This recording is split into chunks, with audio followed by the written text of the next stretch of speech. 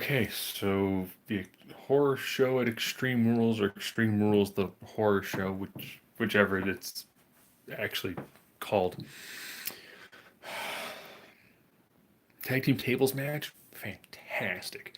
Man, seeing Cesaro just flat out just manhandle Kofi off the top, off of Brett's rope to go through a double table spot. That was pretty wicked. I'd say I like that. That was a really solid match.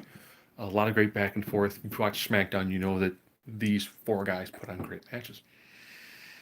So I dug that. It was a good way. A new champion. It really set a different tone for the night. So then we go into the Nikki versus Bailey match. Nikki, good job, nice character work. Again, this also sets up a lot with the how exactly will Asuka deal with having Sasha and Bailey involved in this. It is weird he lets us go. Come on, Nikki! Gives me Bella flashbacks. So of course, as we're going through some of this, I was like, well, okay. Again, nice match, decent back and forth. I like how Nikki Cross's go-to move is the crossbody. I like that. I'm like, that's good. That's interesting. It's a different way to take it.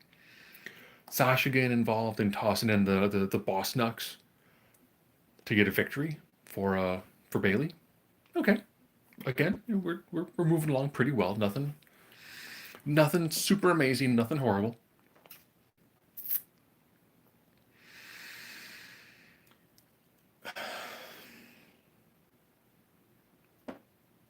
Eye for an eye match. We now hit this where Seth Rollins and Rey Mysterio, great together, fantastic chemistry. But you can tell Rey's got the protective covering over the eye that was damaged.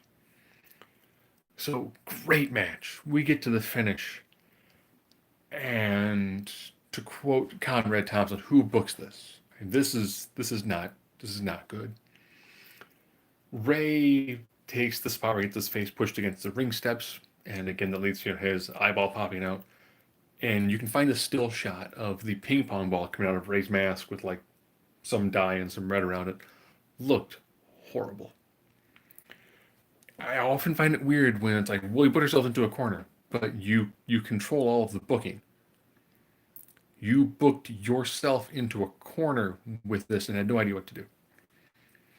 So I was like, okay, well that match is done, and then Seth threw up. Okay. We then follow that with Sasha Banks and Asuka. Oh, oh, this was so good. I do like how they do effectively like a second rope hanging code breaker, and you can tell when they're down.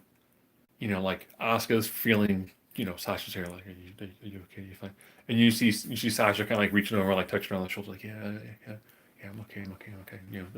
It was good. Sasha just took such a relentless beating in this match, and this really proves why out of the four horsewomen, she's probably the most well-rounded in all aspects of the sport of professional wrestling. She's fantastic selling. She usually has the best strikes out of the four horsemen.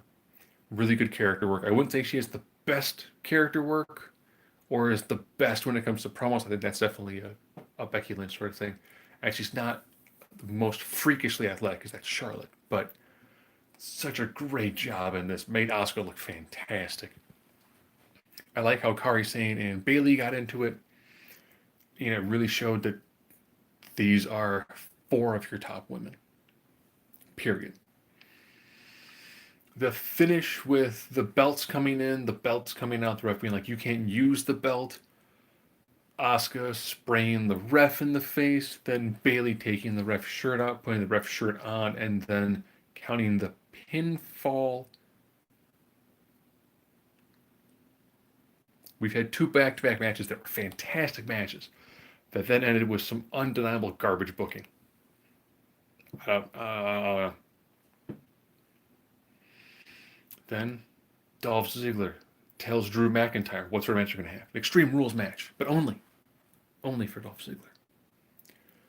So Dolph then goes to effectively beat the daylights out of Drew McIntyre with steel chair, setting up tables, getting a bunch of other stuff just nice and set up and beating the daylights out of Drew.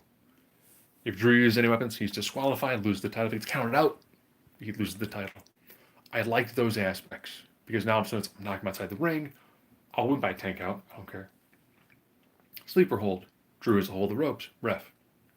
It doesn't break the hold, man. I mean, sorry. I was like, this is some good stuff. This is well written.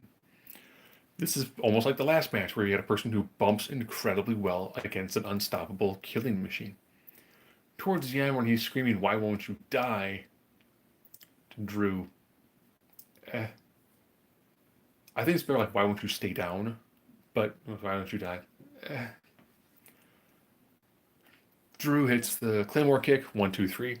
Again, fantastic match. I'd probably say from full execution, that's probably the match of the night. It didn't have a bad ending to it. It had a good flow to it. Nice amount of aggression. It used the environment very well.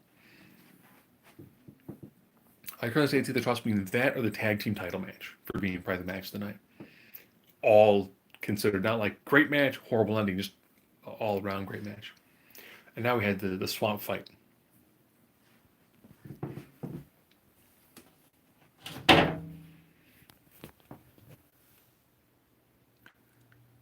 Oh, that's showing up. So I dig me some Bray. That's also why I don't know how else to show up in the background or not, but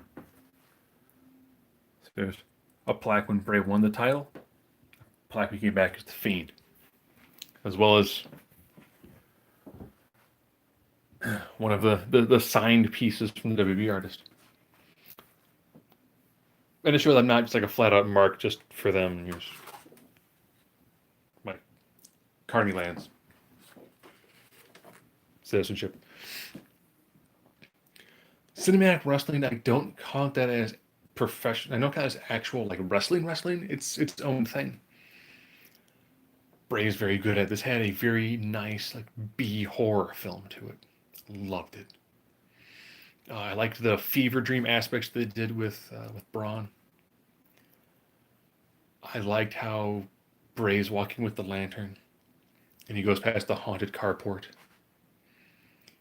I loved all the weird like cinematic cuts back and forth. The moment where Braun's walking, he's like, "We can be together, Bray. We can be together, Braun. Just be you and I." And it's Alexa Bliss dressed in a pseudo Sister Abigail. I was like, "Oh, that's brilliant. That's brilliant." It's just so fantastically done. And of course, it ends, with Braun thinking that he's won. No, Bray comes out of the water, drags out the mandible claw. Water turns red and bubbly. Fiend comes out. I was like, you know what? I'm okay with that. I enjoyed the like 25 minutes of it because there's enough random stuff going on that it felt like you're watching cinematic wrestling. All in all,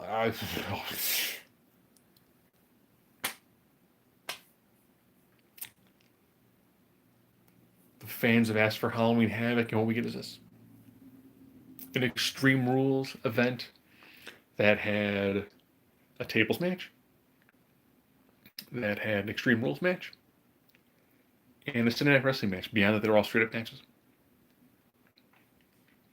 There's nothing more extreme than not going extreme at all.